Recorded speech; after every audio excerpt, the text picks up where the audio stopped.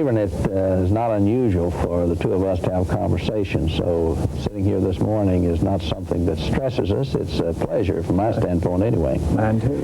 I want to thank you for the opportunity of being on this film with you for the department that encourages philanthropy, that is the Council for the Advancement and Support of Education, and its sojourn into the arena of Higher Education Week. This is very important to higher education. It's very important to me as president of the University of Richmond because we're participating in it, and this is our best face forward in that participation. You're doing something that's not uncommon by being here this morning. You're exerting and extending your philanthropy. I doubt that many people think of you as one who gives of his time and who gives of his influence and who gives of his effort because they think so much of the millions of dollars you and your family have given that they overlook the other. But those of us within the university are very much aware that without the enthusiasm, excitement, and participation on the personal level that you have given, the magnificent amount of money, $50 million in one gift, plus the many millions that you and your family have given in the meantime, and then you had sat back and says, I've done my part. I can assure you, like inflation, the money would have been whittled away because it would not have had the reinforcement of the excitement that you've provided. So this is a great part of philanthropy: involvement, participation, follow-up, and indulgence with us in programs like this. One of the things that is most important to the university and to any organization that has had the benefit of philanthropy of the kind that you've given here and elsewhere is that people beyond the institution know and believe in that which the person who has set the example has done. And I heard when I was president of Meredith College, long before I came to the University of Richmond, of your gift. And I thought that that was something unprecedented, and of course it was. And I wish that someone at the institution I was serving might do likewise. And I'm satisfied that that institution and many others benefited from the excitement created by your family, your personal gift and involvement at that time. Never did I realize that one day, not too far in the future, someone would come to me and invite me to come to this university where that gift had been made to participate in the use of that money for the benefit of the university within the dream of the family that gave it.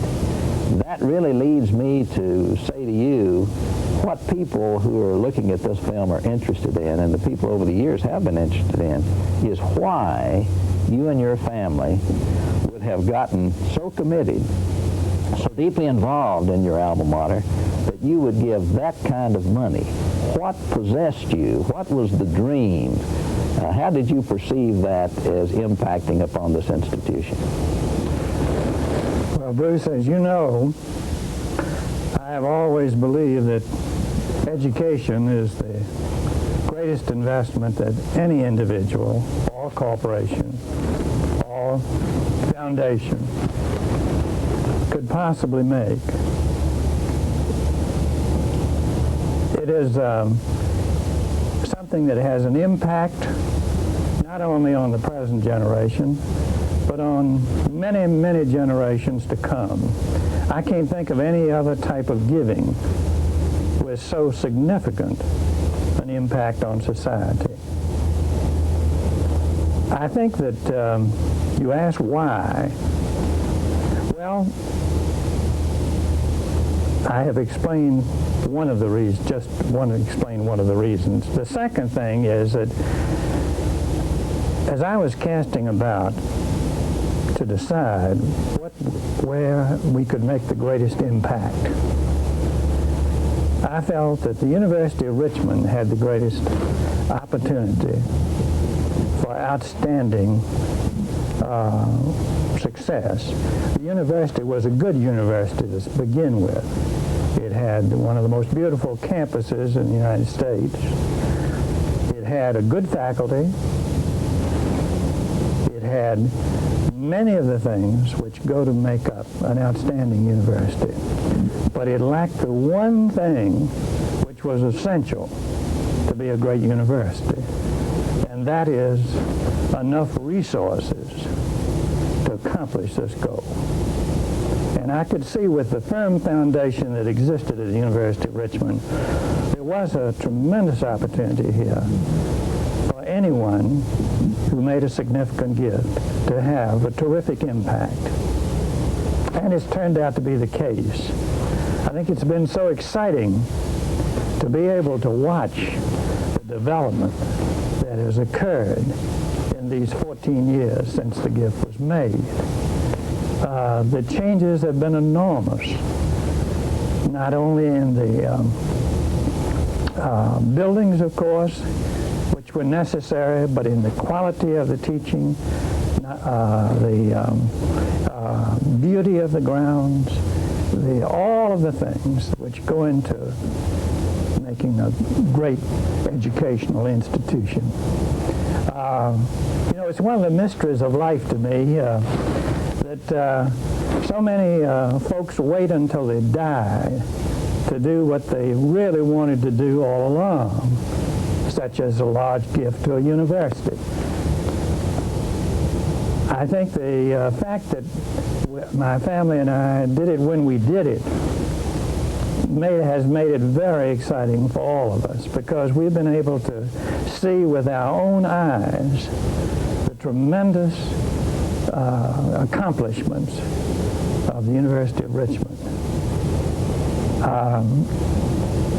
I know that it's better to give in your will than not to give it all, but I can tell anyone from personal experience that you'll get 100 times the satisfaction of doing it while you're alive. Well, one of the things that has impressed me, and I think I alluded to it earlier, is the manner in which one can reinforce that which he or she does if they do it while they're living. And I know that's been a part of your whole personality, that you make the investment and then you follow up on the investment to sustain it, to encourage others to participate in it, and then also to observe what you had hoped might happen, and to be able later to say to all others, you can make this investment because it pays off. Now, I would gather I could ask you without hesitation whether or not you've ever regretted this investment, and whether or not, in fact, your confidence has been rewarded, and whether or not that which you expected has happened.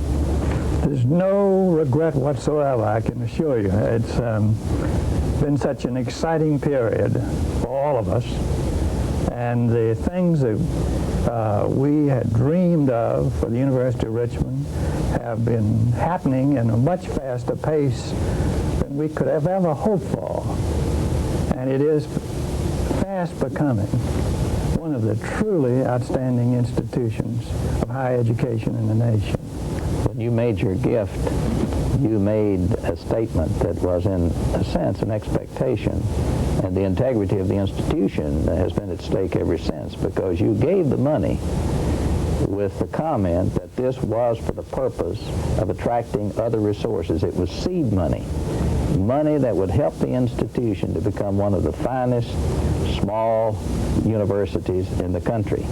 And I think the words you used were chosen well, because you, in a sense, said, this is not to be another kind of institution or a different institution, but a better institution of a kind that it's been throughout the years.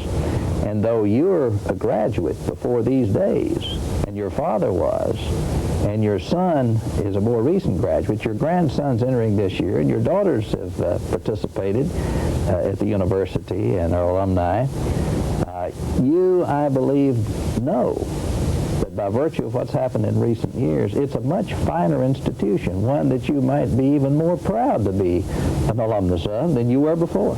Absolutely.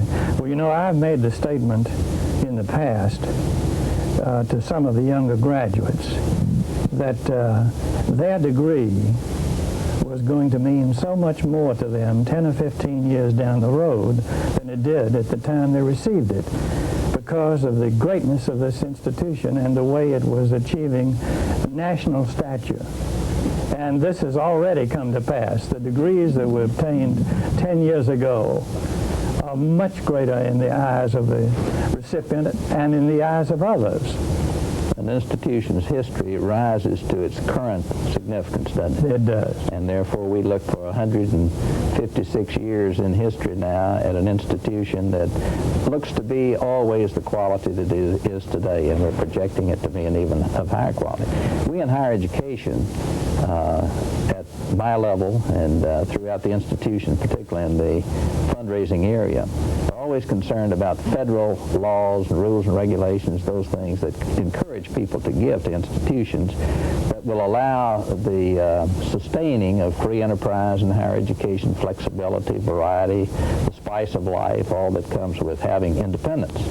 We know these institutions can't survive without strong support. I know you didn't give because you could save money. I think major gifts just don't come that way. That's true. But some other gifts do, and we're interested in hope that programs like these might keep those who are on the end of making laws, administrators, congressmen, those who can influence the public that can influence these people, would continue to hope that those who are influenced by the tax laws will have the benefit of that encouragement. Even though people like you set the example, others might need two examples, one by the federal government and one by people like you. Do you have any feeling about that? Well, as you pointed out, I think very few large gifts are made for tax reasons. I think the amount that, of course, tax deduction never hurts, but it's such a small amount of a large gift. For example, in the case of the Robins gift, less than 5% of it was able to be deducted for tax purposes. Mm-hmm. So obviously that was not a major consideration. I think, Bruce, I would like to enlarge on one thing that we touched on earlier. One of the most exciting things to me in the past 14 years has been how others have been caught up in this excitement that's going on at the university in Richmond. I'm talking about people who had no ties. They were not alumni. They were not even friends of the university at one time. But they've been caught up in this, and they have become excited, and they've seen the potential, and they've seen what is happening, and we are now getting major donors who had no previous ties with the university whatsoever. That's an interesting point, and in the history of the university, I believe the largest campaign that had succeeded was in the neighborhood of $2 to $3 million. When the $50 million gift was made, there were those who said, well, someone has given enough money to make the university wealthy, which of course was not the case. But there were those who said that other people won't give because the university doesn't need money now. And whereas the university had I believe, no gifts at $1 million level, or perhaps only one in its history, within a short period of time, we've had several $1 million plus gifts, multi-million dollar gifts of a kind we never had before, because people believed that the university now could sustain itself, that it was guaranteed a future, that it could be an institution that would not only survive, but prevail with strength. And that has proved itself time and time again. We've completed one campaign of more than $50 million to match that particular gift, and are well on our way on another campaign, already at the $30 million level, which shows that people think big if the example is large. And that was a critical element in doing what we've done, and you foresaw that. You set up a challenge gift, and even today, you've set up with your family an organization called Founders to encourage people to see the big picture, to get involved, and they're coming in large numbers, and that's greatly appreciated. Well, in times of inflation, and no time is ever without some inflation. Fortunately, it's lower at the present time than it's been. But in times of inflation, no one can afford to rest on their laurels, and it is a constant battle to keep from losing ground.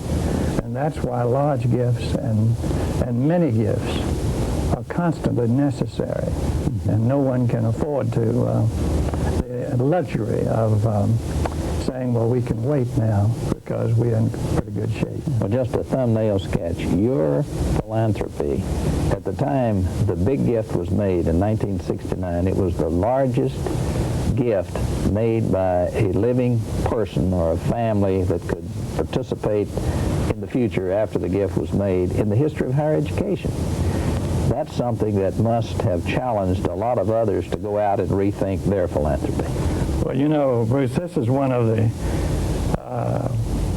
fringe benefits that's also been very exciting for us. I've had a number of people around the country tell me that their giving to their own alma mater has been greatly stimulated by this gift. So it is nice to know that we've not only helped the University of Richmond, but that perhaps we've helped hundreds of other institutions around the nation. At least that's what a few individuals have told me. And one of our local businessmen told me that they would never have been able to raise $30 million plus for their own alma mater if there had not been this gift made at the time for the university, because it stimulated others to greater effort. Well, we hope that your having said this on this film will do that to others throughout the country who will know more about what you have done. You were quoted one time as saying that you felt selfish because you enjoyed so much your contributions to the university and other places. We wish more people were as selfish as that, but that gives me an opportunity to do what I always wish to do whenever I'm with you or members of your family, is to express appreciation once again for the magnificence of your generosity and benevolence and participation, involvement, influence, all of those things. No one can know quite as much as the president of a university what people like you do. Other people know parts of it. I know all of it. But beyond the giving, there's one absolute that I think could not be better signified in what you and your family do. You're active with the university, you're on the board, and yet in 12 years of my administration, never have you or your family taken from the university its freedom and flexibility. And that is as much a credit as the gift. Thank you. Thank you.